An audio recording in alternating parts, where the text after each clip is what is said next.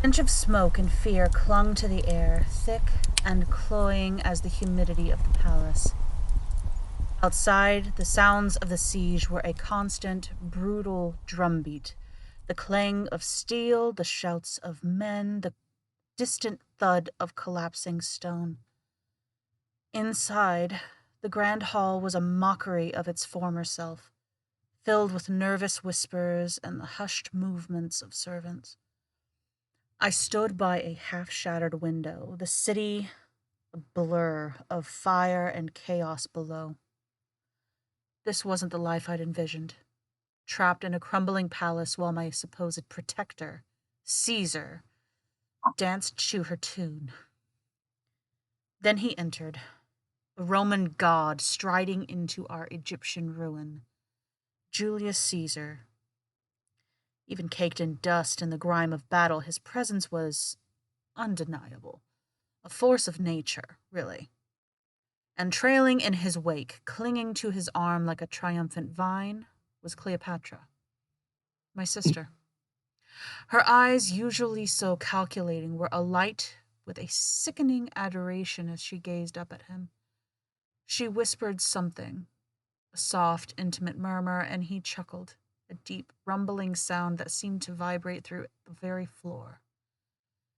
It was a shared world they inhabited, a bubble of power and desire that excluded everyone else, especially me.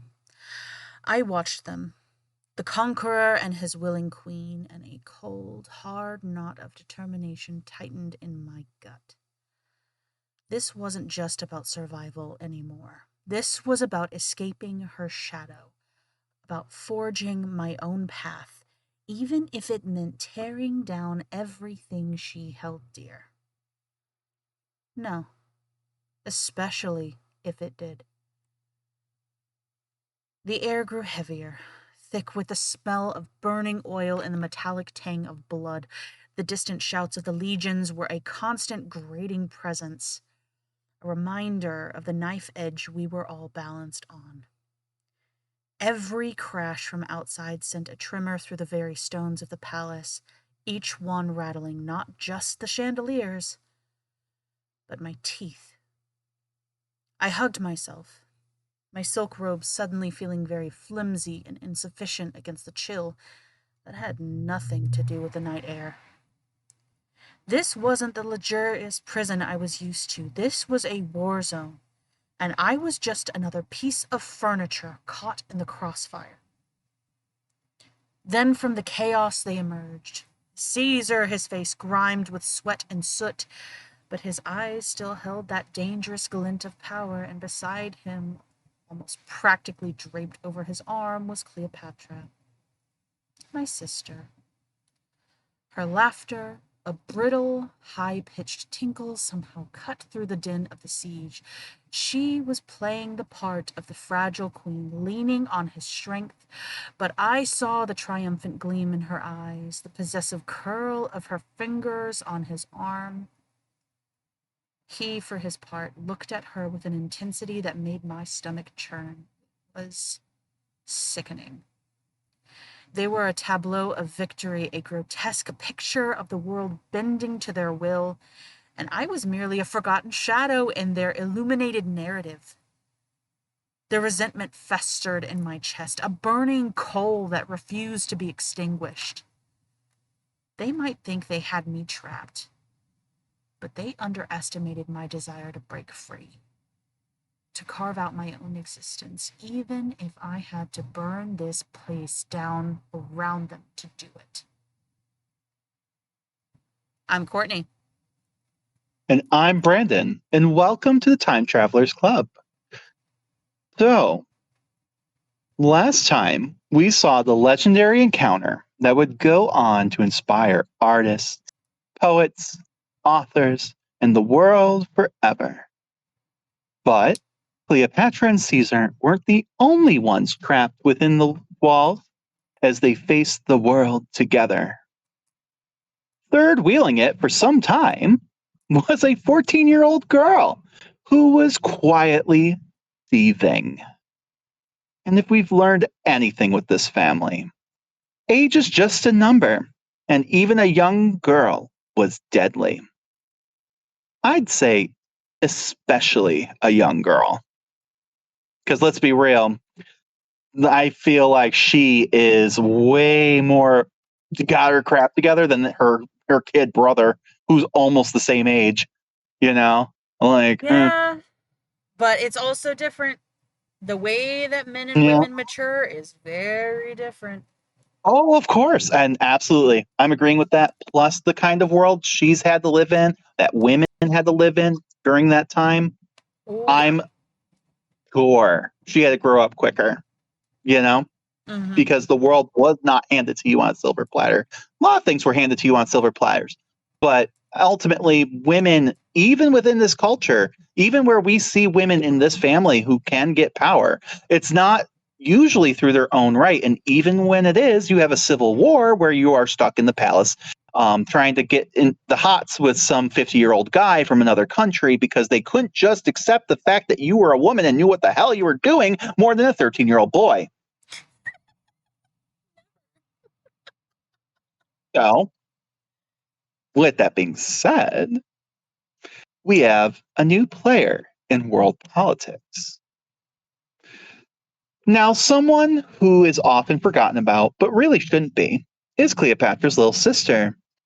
The family drama knows no bounds here, but furthermore, here's another example of a powerful female looking to establish her own power and seize agency. She is Arsinoe IV, and her involvement in the events surrounding Caesar's arrival and the siege of Alexandria was dynamic and significant, evolving from a royal sibling to a rival queen leading resistance against both Caesar and her sister Cleopatra. She deserves her own episode, and she probably will one day. But for today, we're just going to discuss her in the terms of this siege. And I think it's important because if you look at like the siege, right, a lot of times this whole thing's glossed over, right? Or it's Mm-hmm. painted as a conflict between Cleopatra and her brother alone. But as we are about to learn, nothing in history is that black and white. Mm-hmm. So, while mainstream history tends to paint this whole thing, as we just said, as Caesar being a simple man just trying to help a family dispute and he just happened to get dragged into it. We know that's not true, but whatever. We have to question why he was so comfortable in getting involved in the first place. And Arsinoe's story proves that it wasn't just Ptolemy or his greedy, ambitious advisors who were upset. If anything, we should consider that she, her brother, and these important officials were just trying to prevent an aggressive Roman takeover and reestablish Egypt's own sovereignty. At the time of Caesar's arrival in 48 BCE, Arsinoe was in Alexandria, likely under a degree of constraint within the royal palace alongside her brother, Ptolemy XIII, and other members of the royal family. Caesar, upon arriving and declaring his support for Cleopatra, essentially held the Ptolemaic siblings as pawns in his political maneuvering.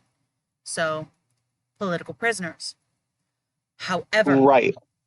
Arsinoe, described by some historical accounts as ambitious and spirited, was not content to remain under Caesar's control. With the aid of her tutor, Ganymedes, a eunuch who proved to be a shrewd and capable strategist, she managed to escape the palace. This escape was a pivotal moment, allowing her to become a focal point for anti Caesar and anti Cleopatra sentiment. So, Arsinoe was enthusiastically proclaimed queen by the Egyptian soldiers afterwards. They likely saw her as the legitimate Ptolemaic royal who was not aligned with the Roman general, unlike Cleopatra. She rallied the Egyptian army, estimated around 20,000 men, which further cements the idea that rather than being the product of scheming men, in fact had popular support. They began to besiege Caesar and his small Roman contingent within the royal palace quarter of Alexandria. Arsinoe's royal status and her defiance of Caesar galvanized the Egyptian forces, injecting renewed vigor into their efforts to dislodge the Romans. She became a symbol of Egyptian sovereignty against foreign influence. So let's pause here for a minute because, like last time, I think it's just really important to know where everyone is because it can get real confusing real quick, which is, a little crazy because we're talking about just like one city and one siege, but there's a lot of players here. Yes. Last time we talked about we had like 4 ones that we were really concerned with. Achilles, military commander for Ptolemy the 13th, right? You had Cleopatra originally on the outside with Achilles there, but then had managed to find her way in clearly, right? So she's inside the walls now with Caesar, who is inside the walls. And also still inside the walls is Ptolemy the 13th. Now, he had been issuing commands at the time with the help of his advisor. But Julius Caesar caught on to that real quick after a while and killed him because you can't kill a kid, can't kill the king, but you can kill his stupid kill him, and that's going to disrupt communication. Enter now our 5th player, well, 6th if you include her friend there, Ganymedes, Arsinoe. Arsinoe and Ganymedes were inside the palace, but now have managed to find their way out. So they are now outside with Achilles, right? Here's why it's important. We already discussed there's this disruption of communication, right? And if you're in a war, right, where you've got this guy who's telling you, I speak for the king, but the king's nowhere to be found, eventually that can be problematic, right? Very. Especially if things start not going well for you, or if things drag out, like, I don't know, almost a year. So how do we know this guy's really speaking for the king? Maybe he's just some rebel and like the king really is with Caesar and we're all going to get killed, blah, blah, blah, blah, blah, right? Like those are the things that can absolutely start being talked about, right? So to Achilles' delight, you have Arsinoe, who acts as essentially a representative of the royal family. And she can absolutely confirm, no, Cleopatra is the one at fault here. My brother's trapped in there, and this is outrageous, right? And again, we know that we can marry siblings, right? She absolutely would be positioning herself as the replacement for Cleopatra here, and no one would bat an eye to that. If anything, this is perfect. It's like we can get rid of Cleo and we have a replacement for her right there. Perfect, 2 birds, 1 stone. So yeah. So as of right now, Ptolemy the 13th, Julius Caesar, and Cleopatra are inside the royal palace. Arsinoe, her advisor Ganymedes, and Ptolemy the 13th's advisor Achilles are outside the walls, and that is where we are. So Arsinoe relied heavily on the counsel and military expertise of her tutor Ganymedes. Initially, the Egyptian army was under the command of Achilles, one of Ptolemy's key advisors, who had orchestrated Pompey's murder. But you can't have 2 military head honchos, especially when they have different loyalties, right? Agreed. Right. So there was a power struggle that erupted between the 2 of them for loyalty of the Egyptian army. Arsinoe, likely at Ganymedes' urging, recognized Achilles' potential for treachery. Yeah, and to be fair, I mean, he did kill Pompey. Yeah. But, and therefore, she just decided we need to slim down. We have a lot of unnecessary positions here. She went through Doge. I'm sorry, your job her. has been taken. Your job has been terminated, and therefore you are terminated. Goodbye. And she executed him. So now you have one military commander again. Hooray! And he just happened to be loyal to Zlu. Hooray! Huzzah. So, huzzah. The system works. The system works.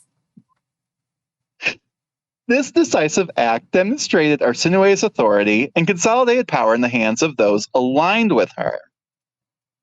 With Achilles gone, dead, he has left the company. That's an email. So Achilles has left the company. It was, amicable. We both understood. His employment has been They sent terminated, an and he no email. longer represents us. They sent an email. So,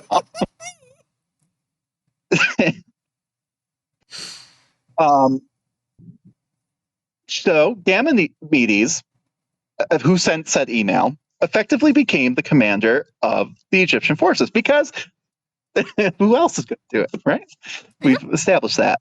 But this time he's operating under Arsinue's royal banner, which, I mean, Arsinue, Ptolemy the 13th, to the common guy, they're like same person. Just change in management. Don't ask questions. Also, but again, with the benefit of the actual person who we're supposed to be fighting for is here. Mm-hmm. So that's good, Yep. And honestly, this works better because you're like, well, now let's go save my brother. You know what I'm saying? It just looks better. The optics are better. The optics are very much better, although the fact that she was able to sneak her way out of the palace, but he wasn't, that also kind of gives more of like the side eye to him, though. Well, Woof. I mean, think of it this. Yes and no, because again, history cares about penises. True. Do you think that, especially Romans, do you think that, I mean, granted, Cleopatra, and we'll see this a little later, would definitely have been keeping an eye on their little sister. Hello, look where she is. Mm-hmm. It's Cleopatra. But like the Romans, weirdly enough, don't literally get the hint in front of them and realize, oh, this isn't Rome. Women can absolutely be just as cunning and absolutely take power if need be. Even though we ourselves are currently intervening for said woman and have done so in the past, but whatever, right? Whatever. They don't learn their lesson, and I can absolutely believe that they definitely didn't think that this 14-year-old girl was a threat. Oh, absolutely not. And they were wrong. So the fact that they allowed her access to Ganymedes, her tutor, which we all know tutors just mean advisors at this point for these people, like, I mean, come on. So, and yes, there's some points like where sometimes they try to paint this as like she was just this like girl and it was her tutor, just like Ptolemy the 13th, like the conniving tutor. And I'm like, no, I think they collabed for sure. I don't think she came up with these ideas on her own. She's 14. But like at the same time, again, imagine being a 14-year-old girl and your big sister's doing all this crap and like you want some agency and there's a precedent for it. Yep. She wants some too. And you see it later when she's a grown-ass adult. So, under Arsinue and Ganymedes' leadership, the Egyptian forces employed various tactics to pressure Caesar's troops. They continued and intensified the siege of the royal quarter, attempting to starve out or overwhelm the Romans. For a time, Arsinue and Ganymedes' efforts were successful in containing Caesar's forces, and they even inflicted some casualties, which, I mean, how embarrassing. Think about this. You got Caesar, he's like 50, right? Yeah, being and he's outdone getting by a his butt whooped. 14-year-old. 14-year-old girl. Like, it's bad enough to be a 14-year-old, but like in their eyes, a 14-year-old girl. Like, I love it. or if you want to give a man credit, the guy with no balls that works for her. Damn. Either way, it's not a good look. No. This is not me saying that those people absolutely couldn't be brilliant, because they can be. But I got from their cultural standpoint, and honestly, to many today, not a good look. And I will say, if nothing else, I would assume neither one of these people have tons of experience with warfare, especially when comparing themselves to Caesar, who just spent the last 20, 30 years doing it. But so that's kind of embarrassing. So Caesar himself was now in a perilous situation, facing a determined enemy and dwindling supplies. Under Arsinoe's leadership, the Egyptians enjoyed some success against the Romans.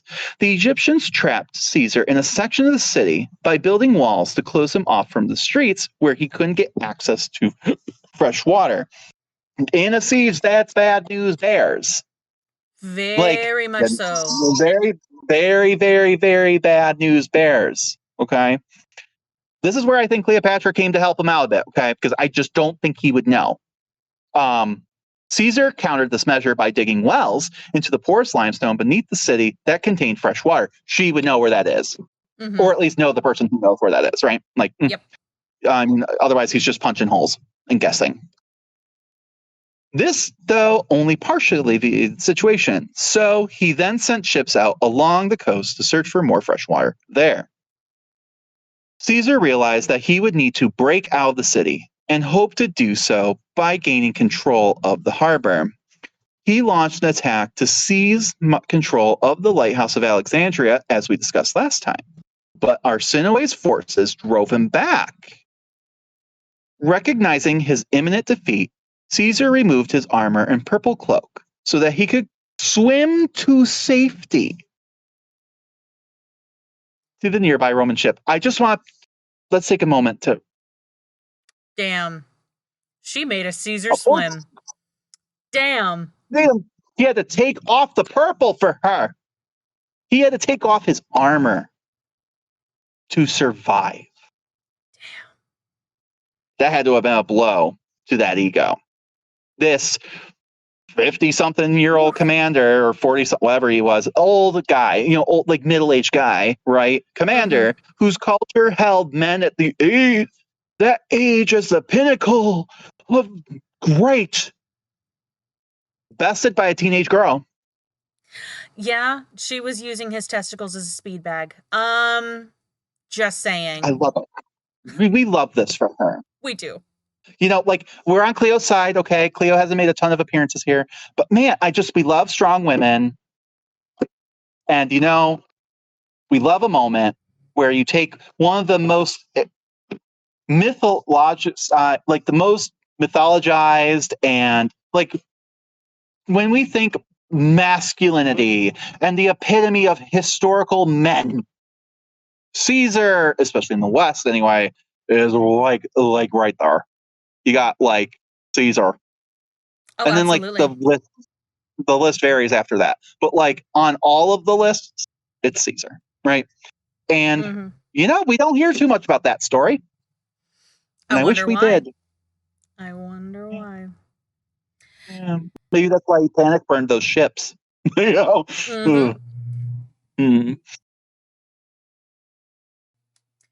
Recognizing the stalemate and perhaps facing internal pressures or a desire for resolution, the Egyptian leadership under Arsinoe's authority at one point proposed an exchange.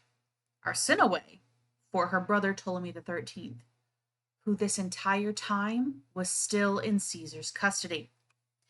Caesar, despite the risk of releasing Ptolemy, who was also an enemy, saw a strategic advantage in removing Arsinoe, a more capable and determined leader, from the equation. Although it seems like everyone is more capable and determined than our Ptolemy XIII. And I was just thinking, damn Ptolemy. He even thinks a 14-year-old girl is a bigger threat than you. No, it's vicious. It's vicious. Oh, I love it. He's he's so your sister's a badass bitch. And she, honestly, I'd rather them have you than her. And that point right there is just God damn. And actually having that is a compliment from a Roman. That is a Well, yeah. super big fucking compliment from a And Roman. something else that just it popped in my head. If she was just a symbol, right? Like some people try to write her that off almost like, well, she was 14, And you're like, she could have just been, and okay, fair. We've seen that in history, right? Mm-hmm. First of all, not in this family. Have you seen this family? But Yeah, second of absolutely all, not. the women in this family. Second of all, if that were the case, right? Mm-hmm. Why trade? You know what I'm saying? Because Yeah. then it's like if they're both equally figureheads, you would be giving them a bigger asset because in this world, dicks are better than vaginas. Mm-hmm. And like, so like if that were truly, no, to me, this speaks to she had to have had some kind of cunning or at least enough, right, to be better than the boy, which still does not speak well to the boy here. But like, but No, like, and the thing is, because like, like, it seems like not, everybody's ahead of him, yeah, like, regardless no, of no. gender or age. Which no trash on Arsinoe. I am pointing out she's a 14-year-old. I'm not going to Mm-hmm. say girl because that doesn't matter. But like she's a kind of in the society because but I think in this case it's fine because she's probably being educated on the same level. Oh yeah. But and that's not common in the world at that time. But like here, I'll say they're about even footing when it comes to that. So with that being said, she's still 14. Mm-hmm. 14 guys. I couldn't even I had to be in charge of like my brother to get him ready for school. And that was ridiculous. Like an entire nation of getting people to do what you want. I couldn't even Getting get people this to kid do to what get you out of want, bed. getting people to I do couldn't what even you get, want, having people kill for you. yeah. So like that's crazy. It's And like, nuts. and she's doing it well. Mm-hmm. And So that's I think, huge. and this subtly speaks to that. It really does. So, like, really, like we've been saying, take that in. A 14-year-old girl had been such a threat and challenge that he was willing to give up the legitimate ruler he had hostage in exchange to get her off the board. Mm-hmm. That speaks volumes. Mm-hmm. But surprising no one, despite the exchange, Ptolemy the 13th did not sue for peace upon his release because who could have predicted a preteen boy who had been raised to believe that they were a god destined to rule, who was then just been humiliated for months and essentially I was gonna say grounded. grounded. I was just thinking he had been put in timeout, He's been put in and you time. He's told him, grounded by and he some put, and old guy that doesn't even go here. well, the thing is, it's like imagine kids, right? You put your Mm-hmm. kid into timeout, right? He's Mm-hmm. moody, crappy, right? The whole point of it is eventually in that timeout, he'll realize what he's done, or at least regret it enough to apologize, right? Mm-hmm. Not this kid. That's how it sticks. That's how it sticks. That's how it happened here. Like Mm-hmm. essentially, mom came in. Well, like I guess someone came in and said, "Hey, you can't put him in timeout. You need to let him out." And then he goes, "Fine. Now I'm going to let you out timeout. You promise to be good." No. Yeah, yeah. No, but Mm. he got grounded by the old guy Mm-hmm. that doesn't even go here. That's That doesn't even go. He got dating. grounded by the babysitter He did by the old that guy he didn't even want. that yeah, that's dating his Baby sister, sister. who was also the guy banging his wife in front of everyone. Yeah, You well, know, supposedly, technically, we don't know, but either way, it's still gross. This guy who's uh, banging your sister. That's like it yeah, kind of gives me like '90s like sitcom vibes where like the parents are out and a like your little bit. sister's supposed to be watching you, and then like your sister invites the boyfriend in through the back Oh my door, god, it does though. I and didn't then like even the think boyfriend about has the that. It really audacity to tell you what does. to do. Oh my god, that's Like, oh, hilarious. But you like who could have thought that this vengeful little shit would make great decisions and want to end the conflict? right. I mean, clearly he's different. He's a different stock. Like, he's not a child. He's the God King. He's going. Exception. but instead he resumed the war against Caesar. However, without the strategic acumen of Ganymedes and the unifying figure of Arsinoe, the Egyptian forces were ultimately outmatched by Caesar's veteran legions and the arrival of Roman reinforcements. And this is why he did it. I don't think he was surprised. If anything, I think he was banking on this kid doing that, right? But he knew that this kid wouldn't be able to keep it together. Oh, absolutely not. Because this kid is Yeah. so freaking prideful. He had Plus, his advisors push some, like, literally yeah. prop him up so far that all Mm-hmm. it takes is a gust of wind to make this kid fall. Well, and the thing is two of those advisors are dead. Exactly. So, like, and the one other advisor there isn't loyal to him. He's the Mm-hmm. one who had sent the email out about Aquila's sudden departure from the company. you know, like, Yep. yeah. Yep. So it's like, of course he's not going to be loyal, you know. And it just like, yeah, I find that, yeah, it makes sense. Honestly, it was more of a battle of the handlers, in my But I just, opinion. again, bravo to Arsinoe. Absolutely. Bravo. Absolutely. You know, Absolutely. But this battle, the Battle of the Nile, 47 BCE, this battle was the decisive engagement that ended the Alexandrian War and secured Cleopatra VII's position on the throne of Egypt with Roman support. Julius Caesar, with a relatively small Roman force, had been besieged in the royal palace quarter of Alexandria for months by the forces of Ptolemy XIII and his sister, Arsinoe IV. They were cut off and facing dwindling supplies. Caesar had this whole time sent out urgent requests for reinforcements. Finally, an allied army primarily composed of troops from Pergamum, Syria, and Judea, led by Mithridates of Pergamum and Antipater of Idumean. Antipater, no father. no, he's the anti-daddy, the opposite daddy. The I don't know, opposite like that. daddy. I don't know I just why. I just want to I call him the just, no father. I just want to, like, I guess, I wonder why he got that name, you know? Oh And, my like, gosh. I don't know what that means, I guess, culturally. But I it don't is know. interesting Like, to know. I have to wonder if he committed patricide. I don't know. But, like, Oh. I do have to say, um, interesting enough, he is the father of Herod the Great. So if you're a Mm-hmm. Bible fan, you'll know who that is. like, Yep. mm, But so this that's that Herod. Antipater is also Yeah. in there. But they had these troops, they marched them overland to relieve Caesar. Ptolemy Hmm. XIII, having been released by Caesar, a strategic gamble by Caesar that backfired, took direct command of the main Egyptian army.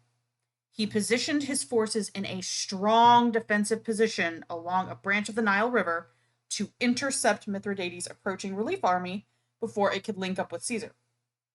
Caesar, learning of Mithridates' proximity, left a small garrison in Alexandria and moved by sea to rendezvous with his allies. So he's moving around. He's going the But river route. this is a gamble Oh, because he's absolutely. still, yeah, because he has a small force. They're barely like, and again, we discussed not being replenished. So, Mm-hmm. like, at what you even have, like, there's nothing left to split. It's like, you're yikes. So essentially, Yep. you are leaving just a skeleton crew behind to make it look like people are there. It's a shell. It's literally like Yeah, creating a shell company. He left a shell company there. yeah. So they successfully joined forces. Caesar joined the forces with Mithridates and Antipater. The Egyptian army, likely numbering around 20,000, had established a fortified camp on a hill near the Nile. Their position was protected by the river, and they also had a fleet of ships in the river to support them and cover their flanks. Ooh. Caesar now had a combined force of also roughly 20,000, advancing towards the Egyptian position. To reach the Egyptian camp, they first had to cross a tributary or branch of the Nile. Ptolemy had sent detachments of cavalry and light infantry to defend this crossing. But Caesar, ever the veteran over here, he employed a clever tactic. He sent his veteran Gallic and Germanic cavalry to ford the river undetected upstream, while the main Roman army began to build makeshift bridges and engage the Egyptian defenders at the crossing. So they're over there building, and that's the distraction. And he's just like, shh, go wade in the water and get them. Well, like, and you gotta give this guy credit. He knows, like, you know, he's kind of got like this mixed cultural army, right? Like they all wear the same uniform, but under the uniform, these are people from very different backgrounds, right? And so you have to think about Germany, the Gallic region, right? There are a lot of rivers, swamps, things like that. And like if when you look at the Germanic peoples and things like that, they're kind of like a special forces a lot of times because they grow up in these like warrior cultures. Yep. So like they're good at this kind of like covert operation stuff. Like you'll see in other battles, like where they're scaling walls or climbing cliffs, and like all like they're like these weird like Navy SEALs. I mean, but of course, if you see them coming. No, but it's for sure. That's why they're hired a lot as mercenary groups too. Granted, there's the problem of don't get twisted. The Romans still think they're better than these people, but they do see their use. Always. And Julius Caesar in particular isn't being a complete snob about it, right? You do see Roman generals who are snobs and then they lose, but he's not being a snob about it, and he he's using it to his advantage. That's the great part. He's actually using their skills to his advantage versus being an ass. Yeah, but this only works if they don't see them coming. Yes. So you have to throw a distraction. And Romans are very good at one thing in particular. Building. Across the board. Building shit quickly. So, and the Egyptians will know this. So even if it's not, either way, it's a win-win for him. If the sneak attack doesn't work, at least they built some defenses. But if it does work, again, it distracted them. So either way, he's got to do it. But he's going to raise as much of a commotion as possible to keep their eyes like it's a lot of smoke and mirrors. This whole thing, it was smoke and mirrors when he left Alexandria because he knew they would be too focused on Mithridates' much bigger force, and like they would leave them alone for a minute. Absolutely. And then the couple eyes that were on there were just they'd be looking back essentially at the palace core, like, oh yep, they're still there. They're not looking at the ocean because why would anyone be there? Right? No, because he burned the docks. If you remember, like, he burned the docks a while back. Yeah. And so they're not thinking that there's anything useful that can be launched out of there anymore. Right. But he's very good with terrain. Yes. So he wily. He wily.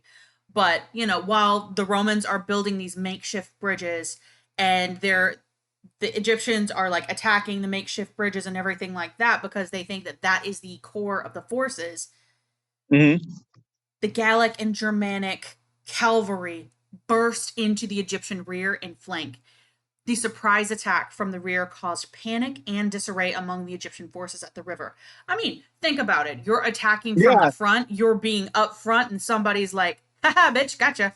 Like, well, right. I mean, like, it's a jump scare for sure, but like, think about it this way. You're a soldier, right? You're keeping your eyes on these people, across the way who are doing, what the hell are they even doing over there? Building and all of a sudden you hear some screams from behind you and you turn around and all of a sudden there's these crazy white people. You crazy white people. Yes. Scary. Yes. And like you're like, oh shit. Like you panic. And even if you're seasoned, even if you're hardened, that's probably going to happen. And what really in these like old stories, when you see like if they manage to pull through, it's because whoever's in charge and was able to get his people to recover quickly. It's like, okay, come on, like get back in. Can't let you or whatever. Can't let it scatter But you. like, Can't let it like distract right, you. or No, and so, that happens. That happens. but you don't have an experienced leader here, Nope. and your troops aren't that experienced either. Nope. So like, Because even if he has they're the not numbers, veterans. They're not, well, there are some veterans, but they're not I'm as sure, yeah, many. They're not and as many. again, right, and like, even though they've been battling for a while in the Civil War ish, like these couple battles, like outside the city, it's been mostly guerrilla bullcrap. And Mm-hmm. like, you have to remember, Caesar's people have been at it for like years. So like, it's and they have survived so much. Nothing's going to catch them off guard at this point. No, because they've been trained for everything. They have survived Yeah, because they have been trained for everything. But and not that Julius Caesar. I just want to throw this out there. mm-hmm. Julius Caesar is cited a lot as, and you see Napoleon, Washington, all these people, right? Military genius is a word thrown around a lot. I'm not saying he's not per se. I think that just doesn't do justice, and I'm not. This is not me stroking Caesar's ego. He does that plenty on his own. He doesn't need Um, extra. what I actually, it's less that he's a military, like great. He is, but I don't think that it's that simple. I think what he's actually good at is reading a room very Yes. quickly. He's good at adapting his And that, forces. well, not just that, exactly what I meant. Because Mm-hmm. in politics, he does the same thing. In social situations, the same thing. He's Yep. good at literally looking around, reading the room, and figuring out very quickly in his head what he needs to do. Right? Absolutely. There's not like a ton of stories, at least then, where in this story anyway, where he's like had time to really plan it. It's all been thinking on your feet, thinking on your feet, thinking on your feet. Even when he crosses the Rubicon in Italy, and the whole Civil War starts over there. To be fair, it could go either way, and he has to make a split-second decision and just does it. Yeah. He's very good at making a decision and then figuring out what to do with it once he's made it. It's Absolutely. very in the moment. It's not like he spends months pre-planning crap. Well, no, because then you get stuck in this decision, like analysis paralysis, as we hear all the time, because you come up with what if, and it's just like, hold on, all the what ifs you can tackle in the moment because you don't know which one's going to come out. And like on that same vein, like I just said, Washington kind of has the same kind of like legend. Really, he didn't win a ton. What he actually was very good at was retreating. Mm-hmm. And hey, a strategic retreat is great. Well, right. I mean, like, to like macho people, that sounds lame, but like, think of it this way. We just talked about that. You know how hard it is to get people under control when they're panicked? Really hard. So like, I would say, but like, if you think about Washington in general, like outside of being a general, he's very good at creating an aura of calm, right? I'm not mythologizing the man. He had his issues, but I will say that's a talent. And I think that like when you have all these people fighting, in a courtroom, he calms everybody down, like simmer the fuck down. He's very good at that on the battlefield, hence why he can do good retreats. He's actually kind of a negative man, but like, I will say he's very good at that. And so I think when we say people are military geniuses, it doesn't really, that's not the genius. You have to look a little harder. Yeah, And you have to look in all aspects. And honestly, I think people that are seen as like military geniuses, the phrase that comes to mind is jack of all trades, master of none. Oftentimes better than a master of one. If you're able to switch those masks and you're able to get out of one mode and go into another mode, lickety split, you are going to go a hell of a lot farther than somebody that is like, we are all on the offensive and cannot get into defensive, cannot get into retreat, cannot do anything else because they are so stuck in that one mode. And the thing is like, I don't think Julius Caesar's, you don't see tons of stories where he's had to retreat. So I don't think that would be his talent. And vice versa with Washington. But like, And I don't think Washington was like super charismatic. I don't think that was like his people liked him, but not because he was charismatic, but because he made everyone feel calm. Yeah. Don't panic. And I don't think that was Caesar's talent, clearly, when you get stabbed. But like, Well, the thing is, obviously, it kind of is because he gets people to listen to him no matter what. well, Now, people, yes and no. of course, there are going to be those dissenters. There are going to be those that have the will to do so. But if we Actually, are looking at the majority of humanity, what do you need in order to get them to do what you need them to do? You need absolute confidence, and you mm-hmm. need to be able to have them attached to you in a sense. Well, what I mean by Julius Caesar, I would say he did not inspire calm. If anything, he loved stirring a pot. However, like I said, he was very good typically of reacting on his feet, right? Mm-hmm. I think at the end there, and we're getting way too ahead, but he kind of doesn't listen to that. And that's Mm-hmm. what ends up being his end. But like I would say, no, he was a very polarizing figure. Washington was the exact opposite. Mm-hmm. That's true. Not everyone loved him, but everyone did actually respect him. And I think part of that was because he didn't come off as a threat. Mm-hmm. Julius Caesar came off as a threat and he encouraged that. Well, Very yeah, but it's different also different time approaches. periods.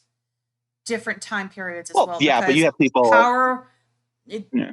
the difference between power being won through diplomacy and power being won through force. And we are in the time period of power being won through force. Washington Well, had you to have play that. the game a little bit different because that was still in the time period of power being won through diplomacy. Now, in order to get through the diplomacy or get through to the diplomacy, you had to use force, but they That's considered and that themselves reasonable men. and that's valid. I just meant more like as far. I mean, true, because I don't think Washington would be successful in Julius Caesar's time period. Oh, absolutely I would not. say Julius Caesar was. I will say Julius Caesar probably would have been just as successful in Washington's time period because Napoleon. Napoleon's very similar vibes. Very good at reading a room. Very good at reacting on his feet and taking Mm-hmm. advantage of the moment. Sometimes to the detriment of others. Also very polarizing. Hence his end. But at least he didn't get stabbed. But uh, I mean, he died of arsenic poisoning in the wallpaper. I don't know and if that's any better. well, it's like, was it the arsenic? Was he poisoned? Was it just the rot because he was on this cold ass island with no heat? I Yeah. mean, who knows? Who knows? Mm, But we But have gone way off topic. So yeah, we are we getting ended back. up from We are we in ended the up Nile. We are yeah. fighting Caesar's forces and the Egyptian forces. And we have that Gallic and Germanic cavalry coming behind the Egyptian forces and flanking them. And they are scattering to the wind. They Wunderbar. they broke ranks and they fled back towards their main camp because they had no faith in their generals. Let's be Wah, real. wah, wah, wah. Caesar pursued them closely. The Egyptian main camp was well fortified, but the Roman assault, buoyed by their initial success and the disorganization of the fleeing Egyptians, was relentless. Accounts suggest that the Romans found and exploited a weak point in the camp's defenses, possibly a less guarded section on the highest part of the hill. The Egyptian resistance collapsed, and from there it was complete chaos. This was not an orderly retreat, but a desperate, every man for himself scramble for survival. Many Egyptian soldiers, including Ptolemy XIII, attempted to escape by reaching boats or swimming across the river. But in their desperation, the Nile would turn into a trap. Wah, wah. They were trapped in the ditches around the camp or drowned in the Nile as they tried to reach their ships. All major ancient sources, including Caesar's own writings, I'm not saying that. Mm. Comment. I'll do it. Do it. Comment. Commentary di Bello Civelli.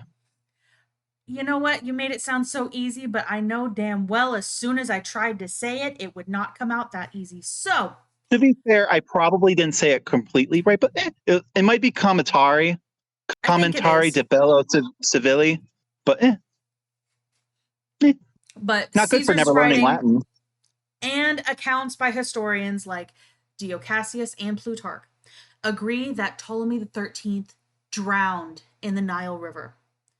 Supposedly, the drowning was not a deliberate act by Caesar's forces directly targeting him, but rather a consequence of the overwhelming chaos and panic of the Egyptian rout. The most common explanation is that he attempted to board a boat to escape across the river, but the vessel became overcrowded with other fleeing soldiers, capsized, or sank under their collective weight. Alternatively, he might have been thrown in the river in the melee or simply overwhelmed while trying to swim. Some accounts suggest that the weight of his royal attire and armor contributed to his inability to swim or stay afloat, pulling him under. This is a common motif in accounts of ancient leaders drowning in battle. Ptolemy XIII was around 14 years old at the time of his death. His youth, and likely limited experience in such a desperate situation, would have further hampered his chances of survival amidst the stampede. Caesar's accounts confirm that Ptolemy XIII's body was later found, identifiable by his golden cuirass, the breastplate, which verified his death. However, if this sounds a little bit sus, you are not alone. It is awfully convenient. And all of the witnesses were aligned politically with the victorious regime. Furthermore, it's not exactly like this is a CSI or something where there's an investigation or a pursuit of justice. If anything, many would see no point in that. Even if he had been murdered, his death had been a product of war. And so, I want to just kind of point out, like, there's this part about the ditches, and it just got me thinking a little bit. Mm-hmm. Let's the fun story time about Brandon. If you know me personally, you'll roll your eyes because I'm going to talk about that one time I was in France. Oh my God, I remember you telling me about this. Yes. So this one time when I was in France, I also almost had my Ptolemy the 13th moment. And so I was in Bordeaux, as you do. I'm really not a snob. It sounds like I was in Bordeaux, but I'm really not a snob. Like I'm poor. I could barely afford this. And it was just like a once in a lifetime thing. I'm still in debt to it to this day. Anyway, so I'm in Bordeaux, collecting water samples for my husband because fun fact about him is that he is an environmental scientist. He specifically focuses on aquatics, and at the time he was going to school. And he's a big old nerd, and he loves this kind of crap. So I had thought to myself, well, I'll go collect some water samples to different places I visit, and I'll bring them home. I'll figure out how I'm doing that later, and let him look at them, right? So I so I hear this whole thing about how the Bordeaux River is like one of the richest. It's a freshwater estuary, which is super rare, and it's super duper rich in minerals and things like that. It has tides, like serious tides, because of its proximity to the ocean and all this cool crap. So it's towards the end of our trip there. I tell my we're all splitting off for a bit, and I tell my professor, "Hey, I'm going down to the river to try and get a sample." She's like, "Cool, cool." So by myself, I take it upon myself to try and find a spot. And eventually I get to this forested part, and I go into the woods alone, as you do, but whatever. I did In this a several foreign times in my trip country. over there. It's Yeah, great. and I do this several times because I'm 6'2" and a man, and I don't know. I think I had no harm come to me. Must be nice. So in hindsight, I always think I'm stupid, but that's beside the point. I'm just in the moment. I'm super excited. So I get to this grassy clearing that goes right up to the edge of the river. I'm like, oh, cool, perfect. So, but there's a little edge that I have to hop down, right? It's maybe 2 feet, 3 feet. And I hop down, and immediately on what I thought was grass, grass, not reeds, lawn grass. And I immediately sink up to above my knees.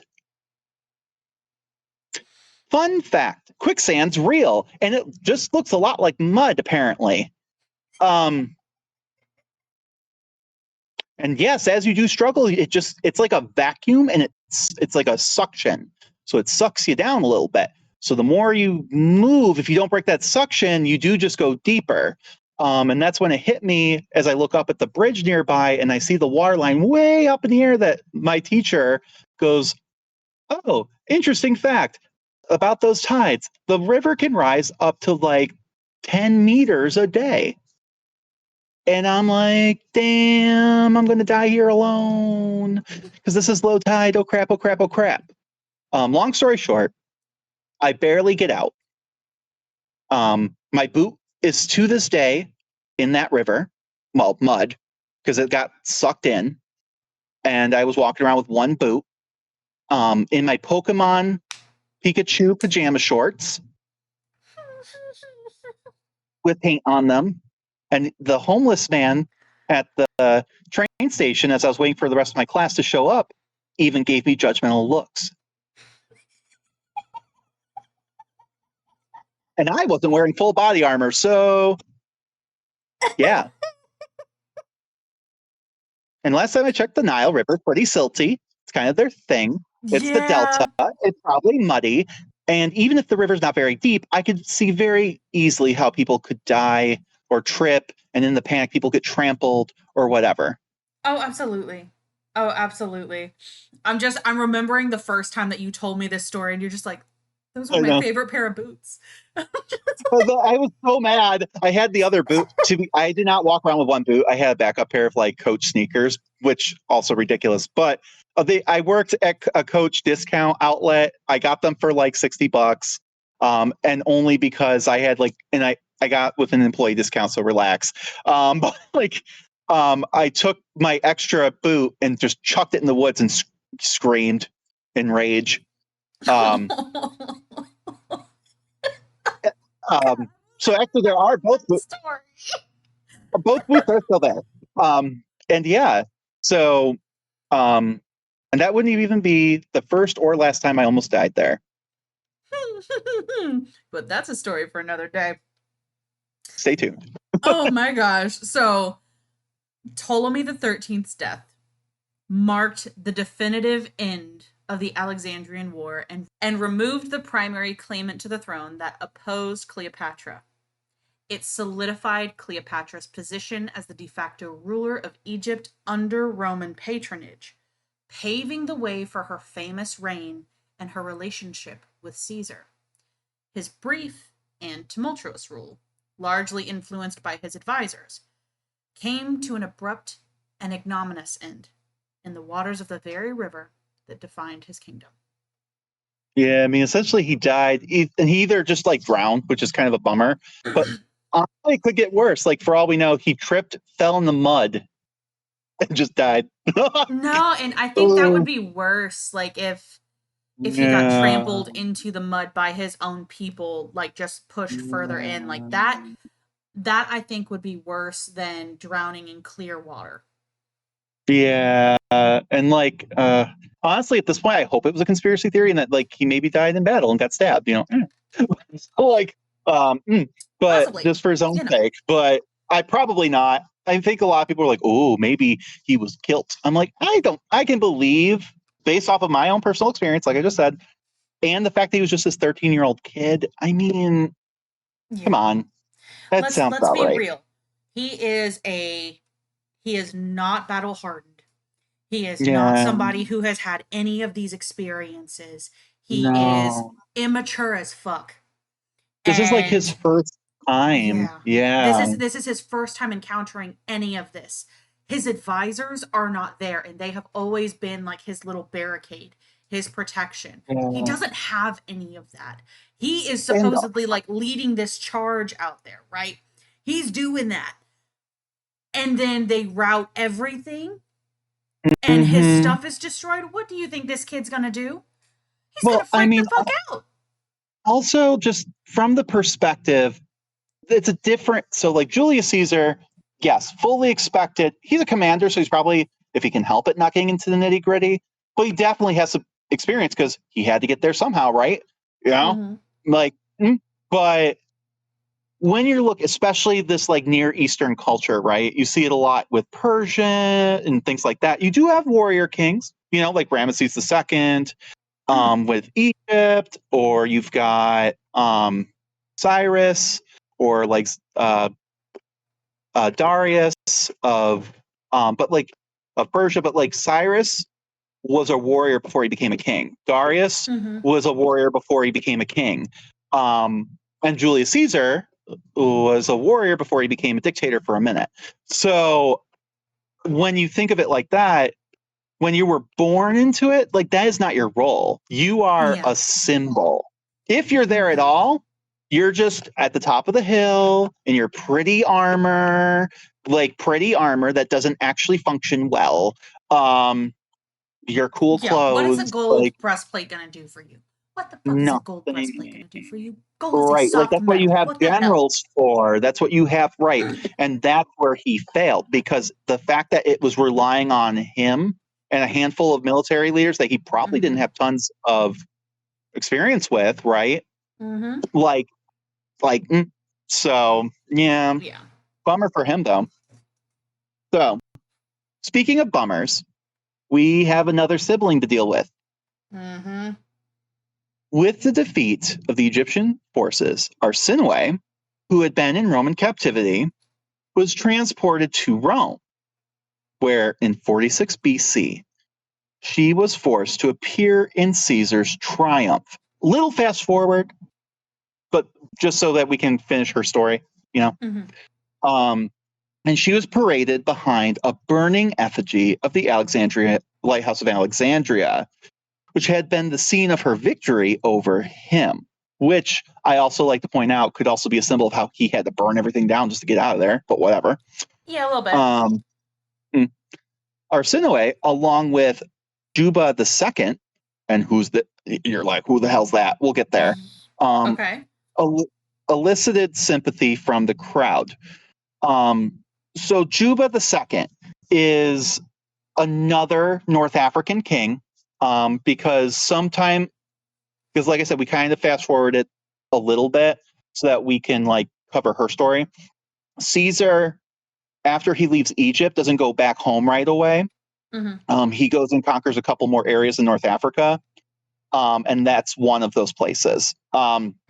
Juba II, on like Arsinoe, from what I gathered, was not like actively like in like rebellion or anything like that.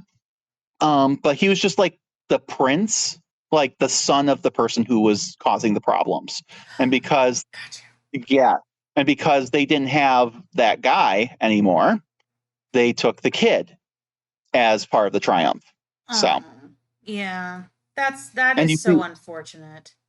and you see this happen a lot. If the person who in Rome, if the person you were at war with doesn't survive, right, the leader, Mm-hmm. then they'll take the family as like the stand-ins instead. This will be important later. Keep that in mind. Because somebody Um, has to die. Damn. well, they don't die. They don't die, but well, not always. I mean, later on in Roman Empire, there's Starvation Island, but you actually usually they don't. Not only do they not die, they actually get it's like forced retirement. But and we'll see that in a minute. So, despite the custom of strangling prominent prisoners in triumphs when the festivities concluded, I mean, it did happen at this point sometimes, but typically it was Caesar was pressured to spare Arsinoe and granted her sanctuary at the Temple of Artemis in Ephesus. That's the one that's a Roman wonder of the world. That's Mm-hmm. in Turkey. Sources say like it's because the people, because I mean I can see this. They're like it's a bad look killing kids, Yeah, it doesn't matter especially what little culture girls. you're coming from. It doesn't matter what Yeah. she did. It will always look bad to kill kids. Yeah, during these triumphs, they put these big golden chains and shackles on people. Um, and she's a petite little 14-year-old girl. It kind of tugged at people's heartstrings a little bit. This isn't like Vercingetorix, who was like the guy that from like Gaul that Caesar had conquered or whatever, who was a grown ass man. You know, it's a little girl. This was a baby. And then Juba, who's like this little kid. Mm-hmm. It's sad. It's kind of a bummer. I don't. Yeah. On the other hand, I also don't think he ever really had intentions of strangling her, just because that's not his MO. His whole thing is forgiveness. Remember, and you owe him later. That's kind of his MO anyway. Also, this is the point where they kind of leaned away from that. With Vercingetorix, he didn't do that. With there's a couple other people he didn't do that with. Like, it may have been like a custom at one point, but like I don't think he ever planned on it. But there was someone who did want this to happen, right? Mm-hmm. So Arsinoe, is forced to be a priestess at that temple, which is now in Turkey, right? Mm-hmm. Caesar believed her to not be a threat because, I mean, to be fair, he didn't learn his lesson the first time, I guess, but whatever. Yeah. But Cleopatra was not pleased, right? Mm-hmm. She most definitely want her sister killed, you know? Yeah. She remembers because she remembered what trouble her family could bring. She had been at war now with 4 of her closest family members. Jesus. Like, yeah, you got if you include the mom, Mm-hmm. so you got her mom, the mom's sister, her little brother, and then her little sister. Mm-hmm. So she's like, remember when you had to trade the boy for her because she was whooping your ass? Remember when you had to swim and leave your armor behind? It's in the parade, brother. Mm-hmm. But he's like, babe, killing 14-year-old girls is not a good look. Like, it was barely a good look with your brother. And she's like, I don't care. I do not care. Like, she's like, you're a dumbass. Mm-hmm. So yeah. But she didn't realize, because she had been at war with these people, and she herself was proof that a royal in exile can always return and seize power. That's literally what this whole civil war had been about. Mm-hmm. And but at this point, she was in debt, and she was forced to be content with this decision, right? Like, beggars can't be choosers. Whatever, we'll deal with it later. Yeah, and she's like, I'll deal with this raggedy bitch later. So, just to wrap it up, Arsinoe IV played a far more active and significant role in the immediate aftermath of Caesar's arrival and the siege of Alexandria than simply being a sidelined royal. She escaped captivity, rallied the Egyptian army, was proclaimed queen, and through her association with Ganymedes, effectively led the resistance against Caesar and her sister for a crucial period.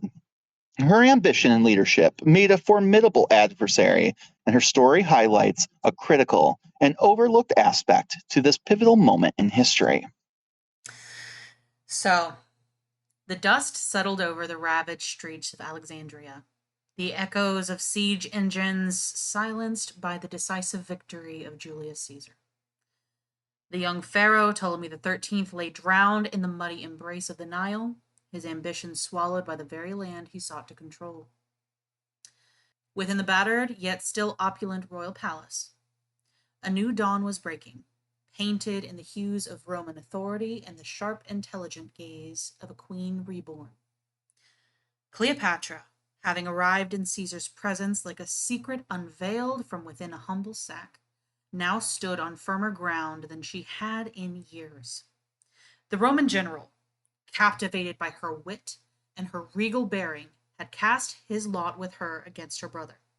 The ensuing conflict, brutal and protracted within the ancient city, had forged a bond between them that transcended mere political expediency.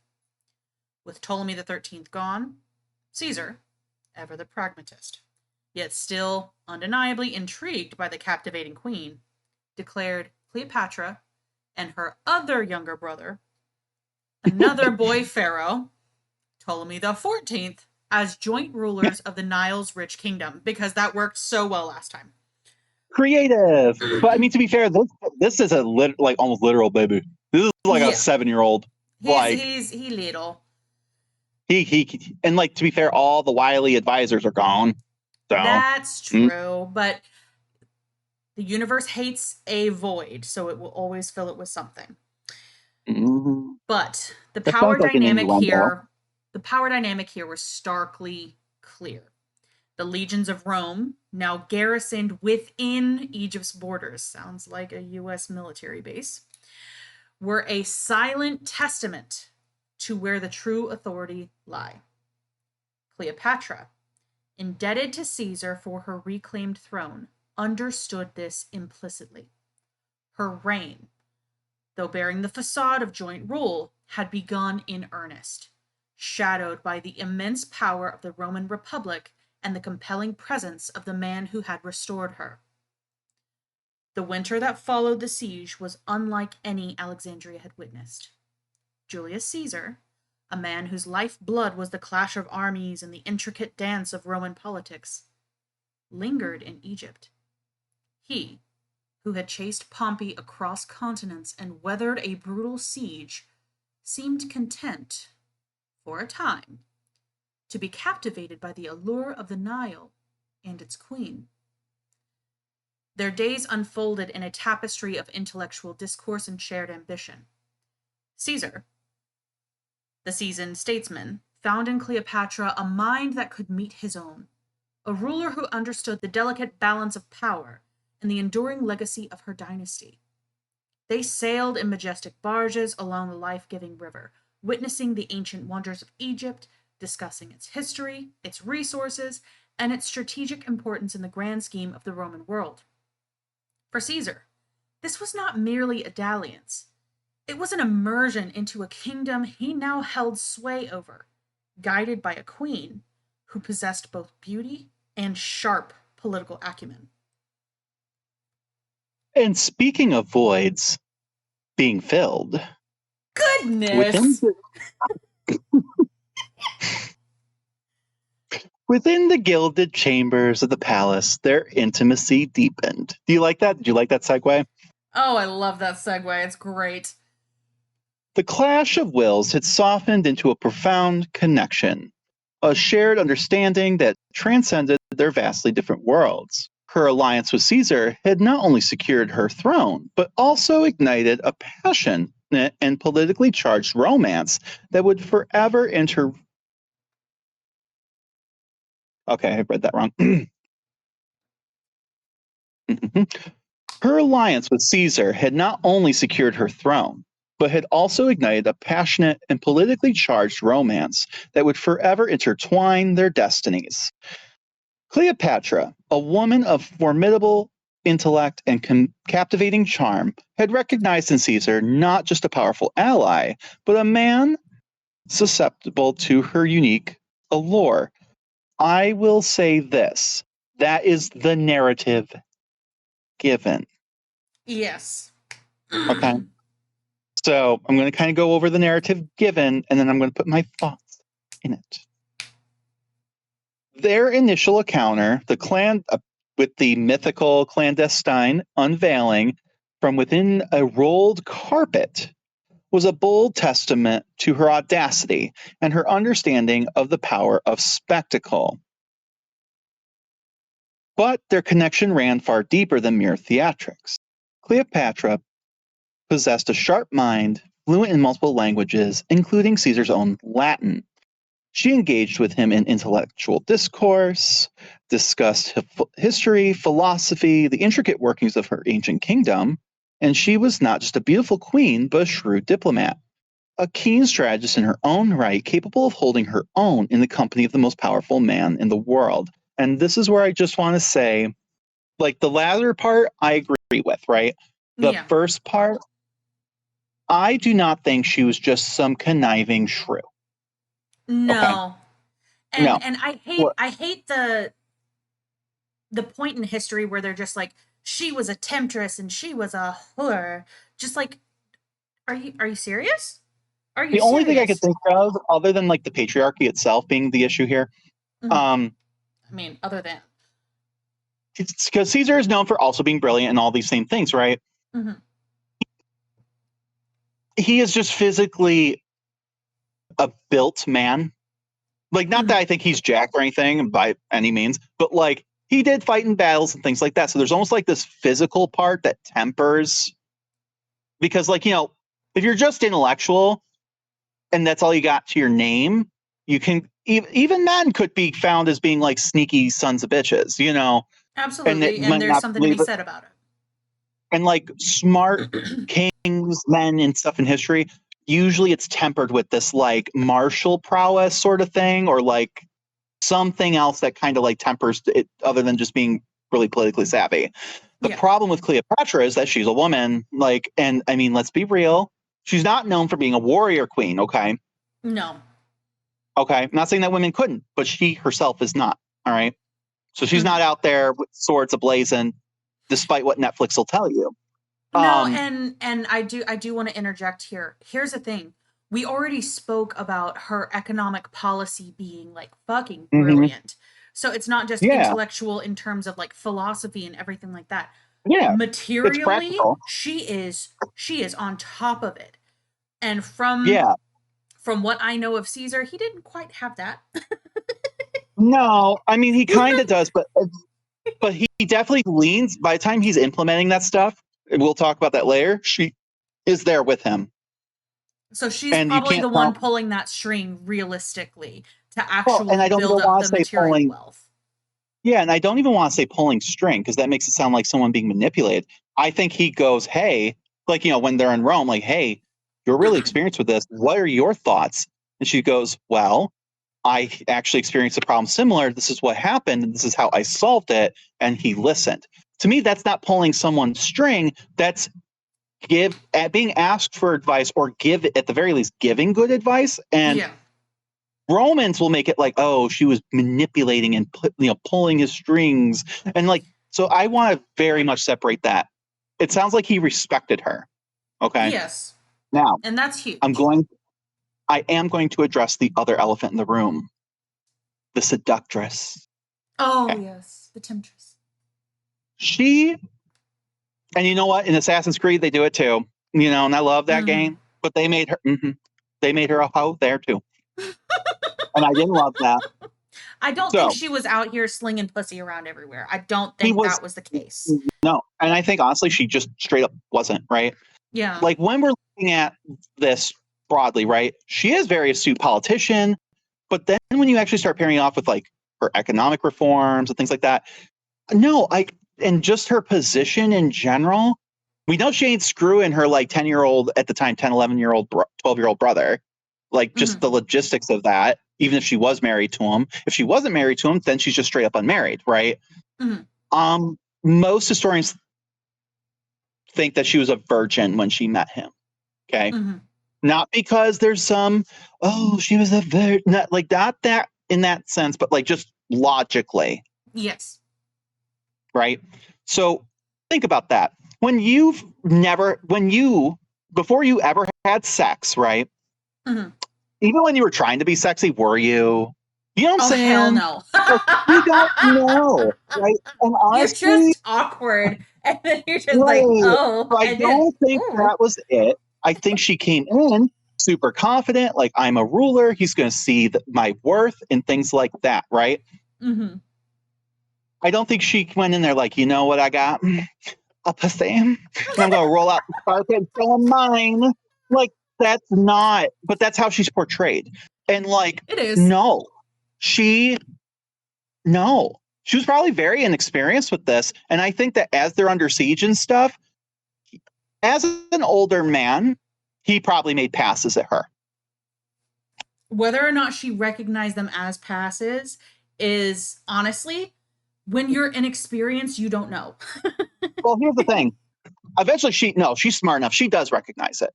Now, I don't know. I don't know. I'm here's, I'm gonna play a little bit devil's advocate there. Maybe well, she hear me knows the out. attraction is there, but I don't know. Well, hear me out, because there's going to be results. So she had to have at some point. But hear me out. Mm-hmm. You are Cleopatra, right? Mm-hmm. You have made a lot, and I don't think it was from his end either. Like, ooh, I want to tap that. Okay. Mm-hmm. We know that the siege lasted about a year, right? Mm-hmm. You're trapped in a building together, right? Um, Yeah. eventually he probably is just horny and making passes. Eventually, I'm assuming she catches on, right? Mm-hmm. Here's the thing: if you're in her position, what do you do? There's a point where I wonder if she, well, we know she has sex with him. How consensual even was this to a point, right? It's not Yeah. like, I mean, if she says no, not that I think he's gonna I but don't like think it's he gonna would cause force himself on her like that, realistically, no, but no, there no, is not like also that. such a power play here that if she says no, Yeah, realistically, she's having to weigh the options of I could lose my support from him. yeah. They're at the very least, it's gonna make everything awkward. Yeah. And like when you're trying to work together to defend and win, you can't have that. No. So there's a point where I don't, and like maybe she did want it. I don't have her diary. I don't know. But like, this is me playing devil's advocate. Um, I don't necessarily believe that I know it's not, in my opinion, I know it's not how they traditionally portray it. And this Yeah. makes a lot more sense based off of people I actually know. And I know this is modern times, but like there are some things that like it just makes sense when you talk about it, right? Yeah. Um, so with all of that in mind, yeah, they spent a good year together, and maybe after a while there was attraction and whatever, right? I don't Mm-hmm. want to say love. I don't think it was that.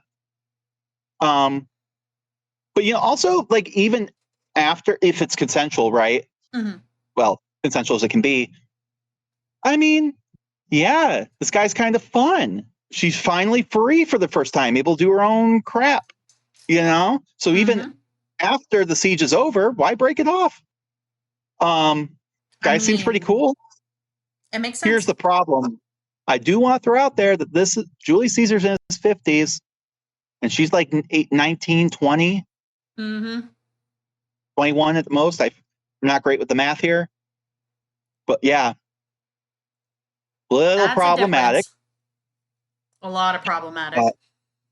But, but even by those times, especially when you are supposed to be peers. Yes. Okay, so keep that in mind. But they always portray her as like, and I'm like, you can't have it both ways. Where Caesar is super brilliant, but also easily manipulated. Yeah. Like Cleopatra, but it's the spell of Cleopatra because she was the only one who could do that, and you're like, okay, like whatever, Yeah. fake It makes news. no sense. It's giving her all the power, but none of it at the same time. And it's just like, The why? all right, and that's all Roman propaganda, which continued on forever. Yeah. So with that being said, Caesar, a man accustomed to deference of senators and obedience of legions, found himself intrigued, perhaps even challenged, by Cleopatra's independent spirit and her unwavering devotion to Egypt's glory. He saw in her not just a ruler of a vital territory, but a woman who understood the weight of power and its intricacies of government. They shared ambition, their mutual respect for intellect, and undeniable physical attraction that blossomed between them forged a bond that transcended political expediency. Their time together after the siege, the leisurely yet politically significant voyage up the Nile, was a testament to the deepening of their relationship. Away from the immediate pressures of war and statecraft, they explored the ancient wonders of Egypt. Their conversations, weaving through history, and their personal connection grow stronger with each passing day. For Cleopatra, this was more than just an affair with a powerful Roman. It was a strategic alliance on the most intimate level, a way to secure the future of her dynasty and elevate Egypt's standing in the Roman world. Because again, the longer she keeps him here, right? Mm-hmm. And builds that bond. Like again, it's gonna make it sound like she's manipulative, but like again, if you're a diplomat or a social savvy person, like it makes sense, right? It The more does. time And you spend yeah. someone, the harder it's gonna be for them to, kind of fuck you over. Yeah. You know? Like build your case. make him see, like, hey, because it's going to be a lot harder for him to come and conquer if he gets to know the people and has like a bond, Exactly. Maybe it's a little manipulative, but I don't think it's like a malicious There's I feel difference. like There's anyone would definitely a do it. difference. Yeah. So, in the warmth of the Egyptian sun, a child was conceived, a son named Ptolemy Caesar, whom the Alexandrians would call Caesarion. Little unfortunate. Little Caesar. Cleopatra made no secret of his parentage, a bold declaration that intertwined the lineage of the Ptolemies with that of the most powerful man in Rome. Though Caesar would never formally recognize the boy as his heir under Roman law, the very acknowledgement of his name spoke volumes of the unique bond that he shared with the Egyptian queen. Caesarion became a living symbol of their union, a potential bridge between two great civilizations.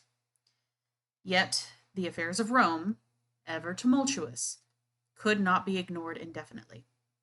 Caesar's loyal second in command, Mark Antony, was, shall we say, struggling with the burden of leadership. The echoes of the Civil War still reverberated across the empire, and new threats demanded Caesar's attention. By the spring of 47 BCE, the call of duty, the ingrained drive for conquest and consolidation, pulled him away from the Nile's embrace. He departed Alexandria, leaving Cleopatra as the undisputed ruler of Egypt, her throne secured by Roman might and their shared legacy now embodied in their infant son. Cleopatra, though, perhaps saddened by his departure, understood the nature of power and the vast responsibilities that Caesar carried.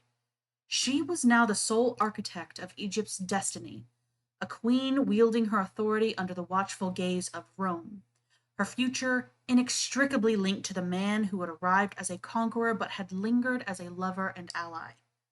Her reign had begun in earnest, a new chapter in Egypt's long history, written with the indelible ink of Roman influence and the enduring memory of Julius Caesar. And for now, this is where we will leave things. Caesar, fighting abroad and then returning to Rome, and Cleopatra more secure than she had ever been. Even after Caesar's departure, the impact of their romance lingered.